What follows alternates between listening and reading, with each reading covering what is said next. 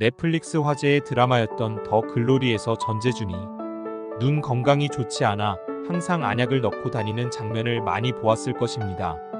그가 안약을 주기적으로 넣고 다니는 이유는 녹내장을 앓고 있기 때문인데요.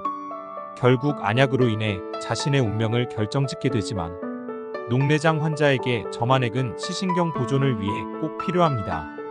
전재준이 점안한 안약은 무엇일까요?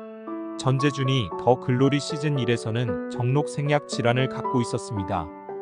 그리고 시즌2에서는 녹내장 질환이 부연 설명되며 고등학교 시절부터 꾸준히 점안해온 안약이 녹내장 안약인 안압강화제임을 알 수 있었습니다.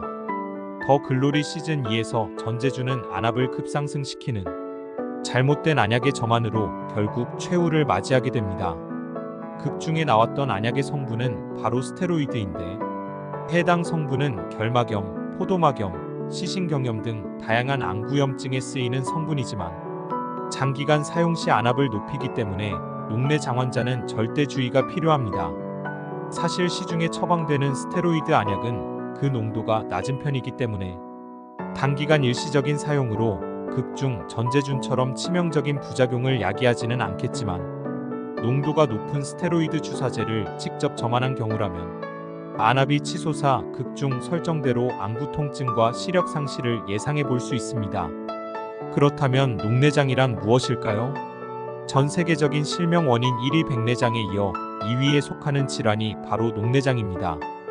녹내장은 안압의 상승 혹은 시신경 혈류 장애로 인해 시신경이 손상되어 기능에 이상이 나타나는 질환으로 소리 없는 시력 도둑이라고 불릴 만큼 초기에는 뚜렷한 증상이 없어 발견이 어렵습니다. 녹내장을 알아볼 수 있는 증상은? 먼저 급성 녹내장은 전체 녹내장의 약 10% 정도를 차지하며 급속한 안압의 상승으로 시력 감소, 두통, 구토, 충혈 등의 증상이 동반됩니다.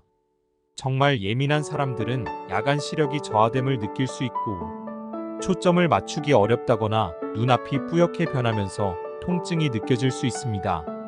두 번째로 만성 녹내장은 전체 녹내장의 약 90%를 차지하며 시신경이 점점 파괴되고 있으나 특별한 증상을 못 느끼고 시력 저하 증상부터 시작하여 말기에 이르러서야 시야장애를 인지하게 됩니다.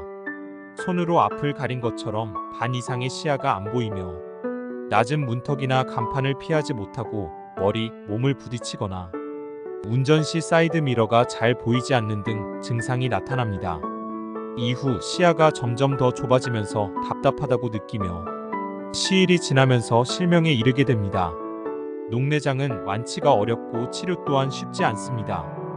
그렇기 때문에 치료의 목적은 약물 치료 및 수술 등을 통해 진행 속도를 늦추고 현 상태를 유지하기 위해 시행됩니다. 녹내장을 예방하고 싶다면? 녹내장의 경우 초기에 발견이 어려우므로 정기적인 눈 검사가 가장 중요합니다. 눈의 혈류 개선을 돕고 안구 건조로 인한 시력 감소를 막기 위해 오메가3 같은 눈에 좋은 영양소를 섭취하여 눈 건강을 챙겨주시는 것도 좋습니다. 정기적인 눈 검사와 건강한 생활 습관 유지는 녹내장 위험에서 벗어날 수 있는 최선의 방법이라는 사실 기억해주세요. 구독과 좋아요는 사랑입니다.